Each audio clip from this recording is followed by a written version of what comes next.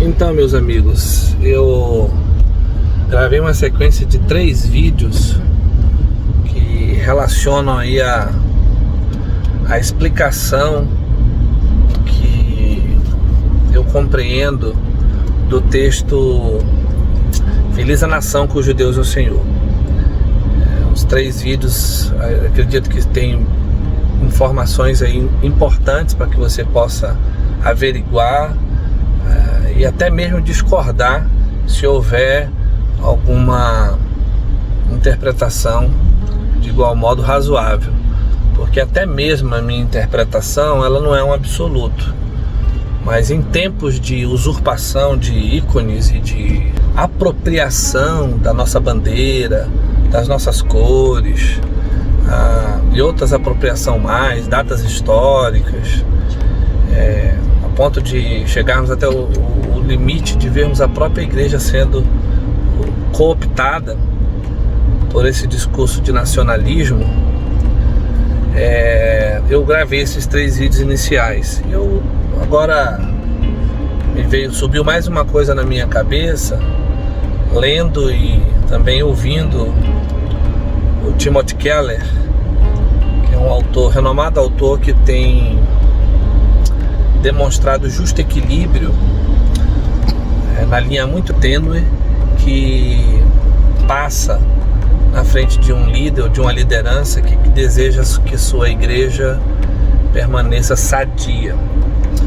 E eu vou acrescentar mais esse elemento aqui nesse vídeo, que diz respeito ao nacionalismo ainda. Então seria uma parte 4, vamos colocar assim, porque tem muitos assuntos aí. Quando você compreende, então, recapitulando, que Salmo 33 diz: feliz a nação cujo Deus é o Senhor. Essa nação que é feliz com base neste senhorio de Cristo. Não é um país, não se trata de um país, embora o texto, no seu devido tempo e espaço, se referisse à nação de Israel, mas efetivamente a nação de Israel, sinalizando logicamente a importância das outras nações reconhecerem naquele contexto que havia um único Deus, como isso já foi explicado.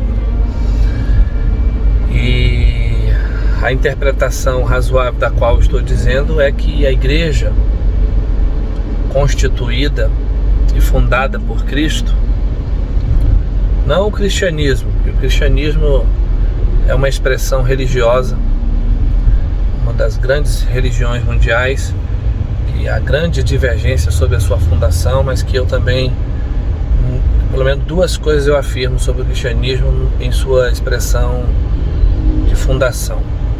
Não foi Jesus quem fundou, e se não foi Jesus, foi uma pessoa. Constantino é o autor dos fundamentos da expressão religiosa chamada cristã no Ocidente, dando-lhe indumentária, forma e também conteúdo, porque até mesmo os conteúdos que a igreja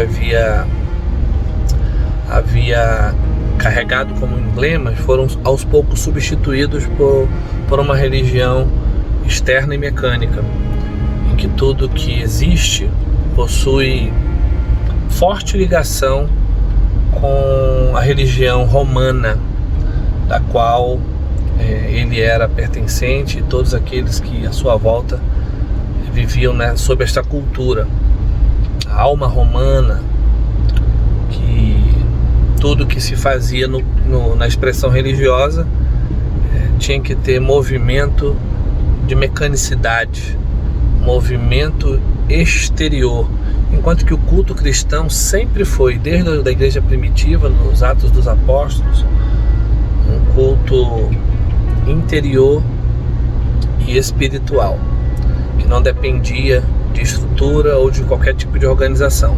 Isso não significa dizer que ela não possa ter, claro que pode.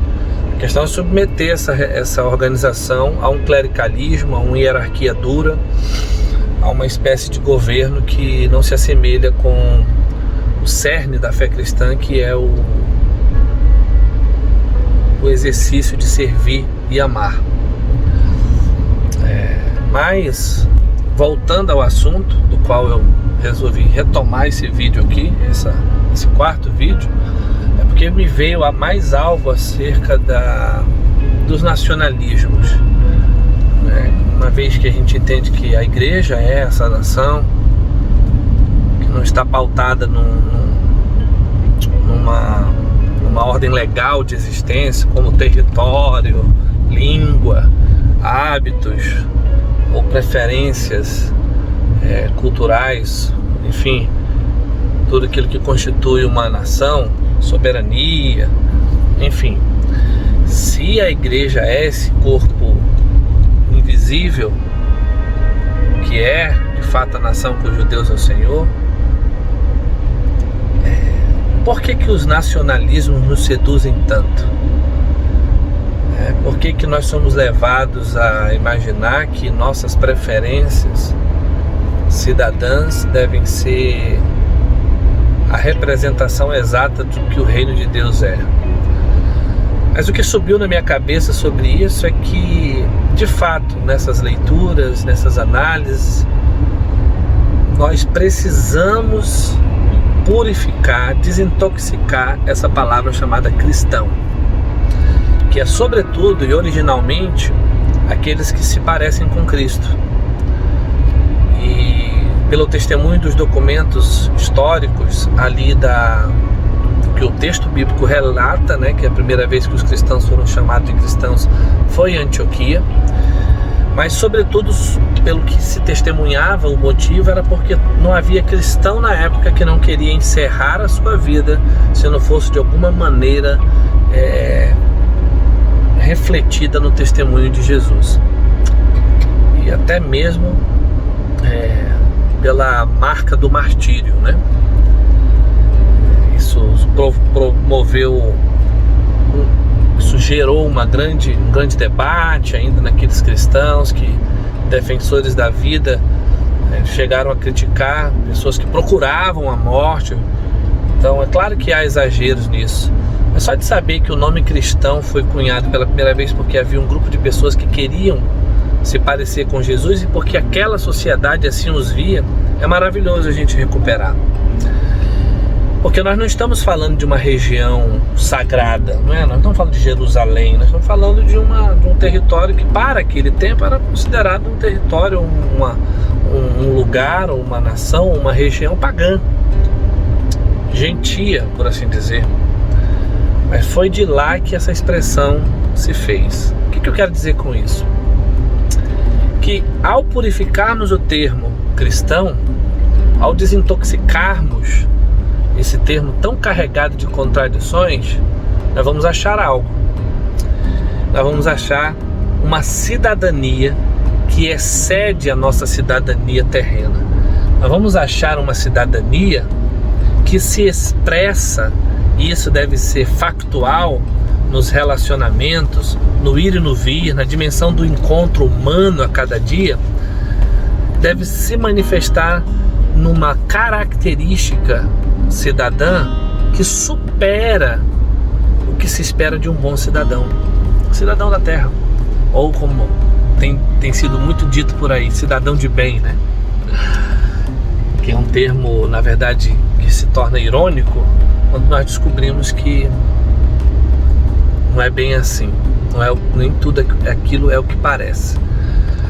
Então eu purifico esse termo e eu digo expressamente que a minha cidadania, embora exista a cidadania terrena da qual nós nos movimentamos, ela não me define por inteiro. O que eu quero dizer com isso, meus amigos, é que a nossa cidadania do céu, que não é para ser vivido lá no céu, que é uma outra confusão, a nossa cidadania do reino de Deus na terra ultrapassa as melhores expressões que você possa imaginar de cidadania terrena. A incomensurabilidade do reino de Deus imprimida em nós, impressa no nosso coração, nos faz ter uma grande responsabilidade. como foi com os cristãos primitivos, que pelos documentos também se sabe, que Constantino começou a contratar cristãos para trabalhar na máquina administrativa do Estado. Você acha que é porque ele via nessa religião algum poder político? Algum poder financeiro de retorno? Que isso é um grande anacronismo se imaginarmos isso? Não, é porque era testemunho da sociedade que aqueles cristãos eles eram diferentes dos demais. A sua cidadania ultrapassava em muito a melhor das cidadanias romanas. Não roubavam, não mentiam, não extorquiam, não sonegavam imposto. E por aí vai. Eram extremamente honestos e pacíficos. Esse é o cristão que nós precisamos purificar, da palavra cristão. E em última instância, e para concluir, o que nós precisamos ter em mente? Que esta expressão e o desenvolvimento dessa cidadania me define primeiro do que todas as outras coisas à minha volta. O meu time de futebol, a minha doutrina, o dogma religioso, a minha posição socioeconômica e política. Antes de ser ou ser confundido ou alguém dizer que eu sou de esquerda ou sou de direita, ou as minhas convicções denotem isso, antes de qualquer posição, eu sou cristão. Esta é a cidadania que deveria ser purificada, honrada a cada dia. Porque se ela for, certamente você será um grande e excelente cidadão brasileiro. O problema é quando nós fazemos o contrário. Nós definhamos a cidadania dos céus pela cidadania terrena e fazemos dela um estandarte de obrigatoriedade para que os outros sejam iguais. Pense nisso. Antes de ser brasileiro, eu sou cristão. Antes de ser um homem branco, ou um homem negro, ou uma mulher, ou um índio, qualquer expressão étnico-cultural, racial, o que nós precisamos lembrar é que o termo cristão nos define para cima de todas as nossas preferências, primeiramente, em primeiro lugar. Um grande abraço, que Deus abençoe e fique com essa palavra.